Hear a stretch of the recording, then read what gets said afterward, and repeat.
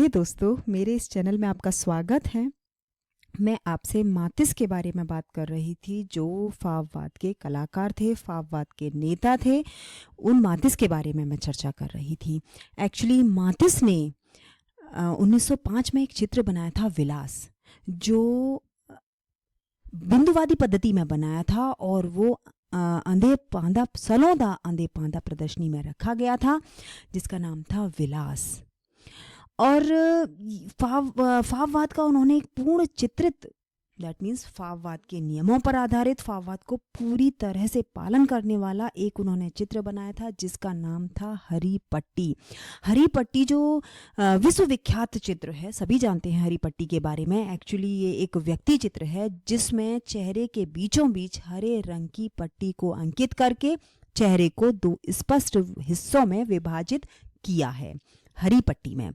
1906 में मातिस ने, यानी 1906 में मातिस ने अपनी दूसरी इंडिविजुअल एग्जीबिशन का आयोजन किया था और उसमें अपना एक महत्वपूर्ण चित्र रखा था, जिसका नाम था जीवन का आनंद, यानी Joy of life. Joy of life, इससे तो पिकासो भी इंस्पायर हुए थे। मैंने पढ़ा था कि पिकासो जॉय ऑफ लाइफ से, मातिस के जो चित्र था जॉय ऑफ लाइफ, इससे इंस्पायर हुए थे। तो ये भी सलोदा आंधे पांदे प्रदर्शनी में रखा गया था, आंधे पांदा प्रदर्शनी में रखा गया था। ये जीवन का आनंद 1906 में, 1906 में, ये इनका सबसे महत्वपूर्ण चित्र है। और इसके बाद जो आता है वो है हरी पट्टी।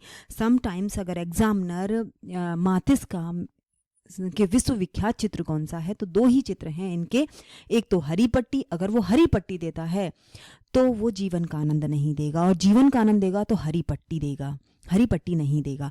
तो या तो हरी पट्टी या जीवन का आनंद, दोनों ही इनके बहुत फेमस पेंटिंग है इनकी, दोनों ही बहुत अच्छे फेमस चित्र हैं इनके, और एग्जामिनर समटाइम्स इनके बारे में पूछ लेता है।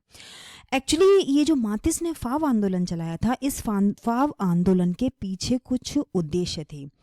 हर आंदोलन का अपना एक ना एक उद्देश्य होता है। जैसे प्रभाववाद का था, प्रकाश और वातावरण, तो हर आंदोलन का अपना अलग अलग उद्देश्य होता है। तो ऐसे ही फाववाद के भी उद्देश्य थे, जैसे कि इन्होंने प्रकाश के स्थान पर रंगों का समरूप प्रयोग किया था।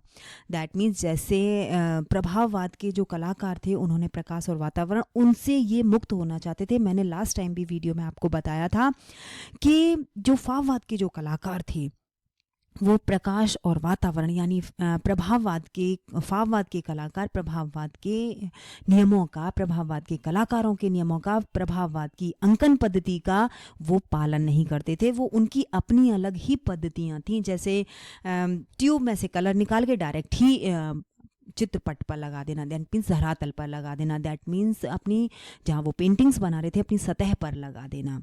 तो ये उनका अपना नियम होते थे, अपने सिद्धांत होते थे। रंगों द्वारा अवकाश में रचना, इनका दूसरा जो उद्देश्य था वो था रंगों द्वारा अवकाश में रचना। इनका तीसरा उद्देश्य था घनत्व के स्थान पर समतल क्षेत्रों का प्रयोग करना। तो इस तरह से ये अपने, इनके फाववाद के कुछ उद्देश्य थे। हर आंदोलन के अपने अलग अलग उद्देश्य होते हैं, इसी तरह फाववाद के भी अपने अलग उद्देश्य थे। फाववाद में अगर जो भी पेंटर था, सबसे अच्छे थे मातिस। मातिस ने ही फाववाद को ऊंचाइयों तक पहुंचाया, फाववाद को ही पहचान दिलाई। अगर फाववाद के कलाकार के रूप में जाने जाते हैं तो वो हैं मातिस। मातिस बहुत ही विलक्षण प्रवृत्ति के थे, बहुत ही मेहनती थे, क्योंकि मेहनती तो थे ही ऑब्वियसली, कि जब इन्होंने फाववाद को इतनी ऊंचाइयों तक पहुंचा दिया, जबकि फाववाद के जो कलाकार थे, उन्होंने अपनी भिन्न भिन्न दशाएं अपना ली थी, उसके बावजूद इन्होंने फाववाद को ऊंचाइयों पर पहुंचाया था, इन्होंने फाववाद को नहीं छोड़ा था। मातिस ने सेजान के अतिरिक्त पार्शियन कला, इस्लामी कला, इनके बारे में भी रुचि रखते थे वो। अगर समटाइम्स एग्जामिनर पूछ लेता है कि मातिस को किस किस कला में रुचि थी, तो मातिस को पार्शियन कला में भी रुचि थी और इस्लामी कला में भी रुचि थी। उन्होंने 1920 में म्यूनिक में इस्लामी कला की एक प्रदर्शनी का आयोजन हुआ था, तो उसमें वो देखने गए थे। वो एक बहुत बड़ी विशाल प्रदर्शनी थी, बहुत बड़ी एग्जीबिशन थी, जिसको वो देखने गए थे। और 1925 में फ्रेंच सरकार ने उनको राष्ट्रीय सम्मान से अलंकृत किया था, विभूषित किया था।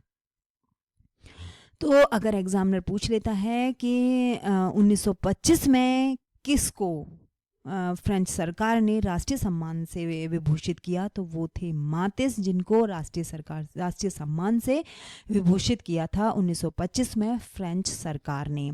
और 1927 में आफ्टर 2 इयर्स 1927 में पिट्सबर्ग की अंतर्राष्ट्रीय प्रदर्शनी में इन्होंने अपना एक चित्र भेजा था जिसको प्रथम पुरस्कार मिला था। तो ये था मातिस के बारे में। मातिस जो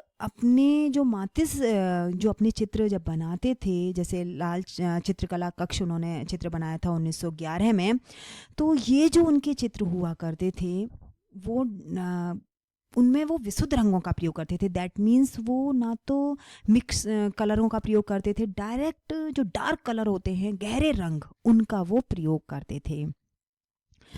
और 1908 में यानी 1908 में उन्होंने मातिस ने अपनी एक चित्रशाला खोली थी और उस समय उनके चित्र भी बिकने लगे थे और उनकी अपनी आर्थिक स्थिति में भी काफ़ी सुधार हुआ था।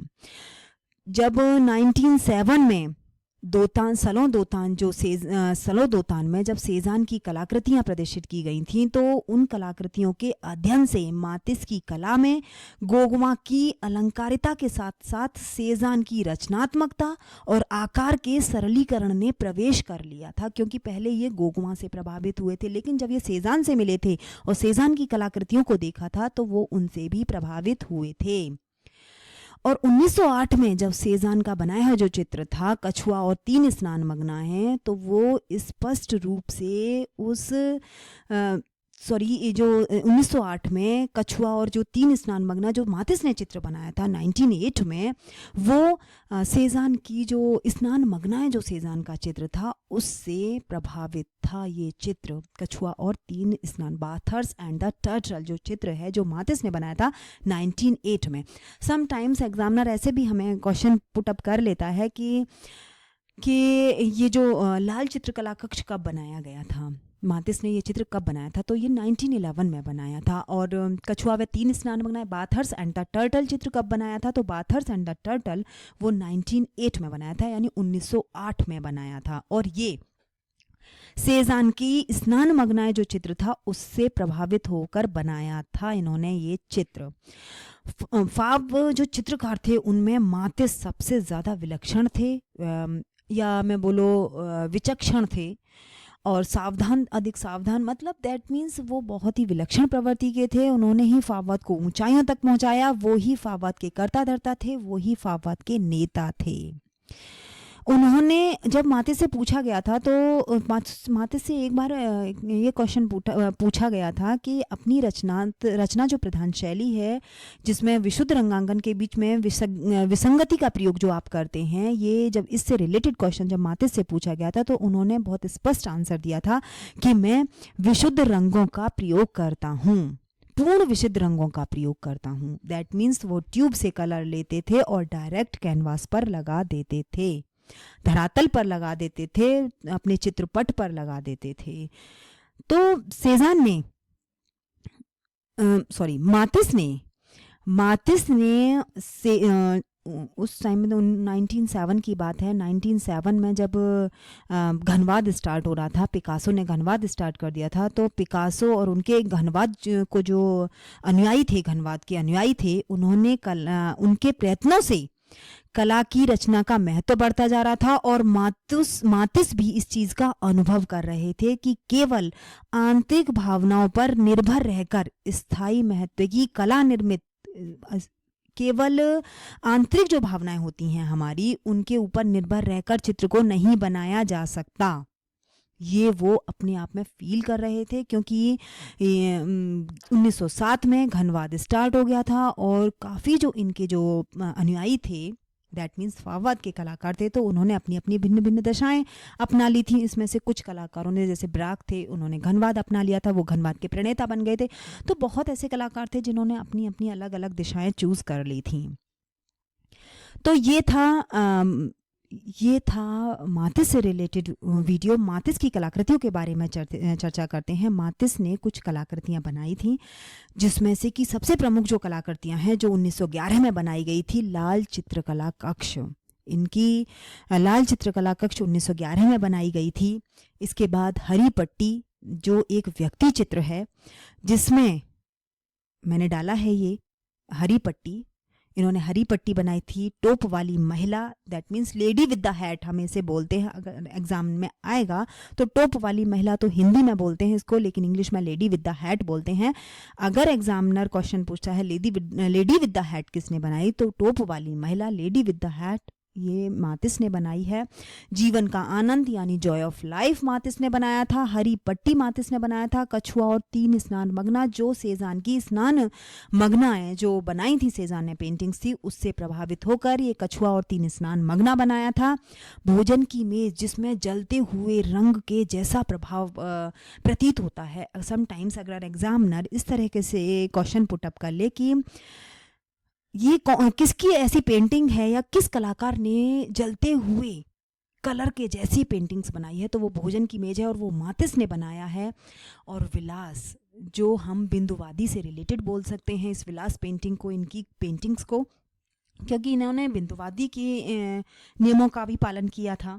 जब ये सिन्याक से और क्रॉस से जब मिले थे तो इन्होंने बिंदुवादी में भी कुछ चित्र बनाए थे। तो ये था, जैसे ये हरी पट्टी है। हरी पट्टी एक व्यक्ति चित्र है, मैंने आपको ऑलरेडी बताया है। हरी पट्टी एक जो विश्वविख्यात चित्र है, जो कि इसमें एक व्यक्ति चित्र है और जिसमें चेहरे के बीचों बीच हरे रंग की पट्टी को अंकित करके चेहरे को 2 स्पष्ट हिस्सों में विभाजित कर दिया है। ये हरी पट्टी है। जॉय ऑफ लाइफ, जो ये भी इनकी बहुत फेमस पेंटिंग थी, जॉय ऑफ लाइफ, जिससे पिकासो प्रभावित हुए थे। जीवन का आनंद। तो ये मातिस से रिलेटेड पेंटिंग्स थी, मातिस से रिलेटेड वीडियो था।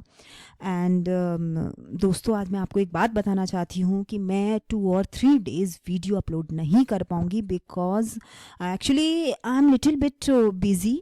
So don't worry, I will upload the videos on Monday or Tuesday. So thank you for watching my video and subscribe my channel and keep studying.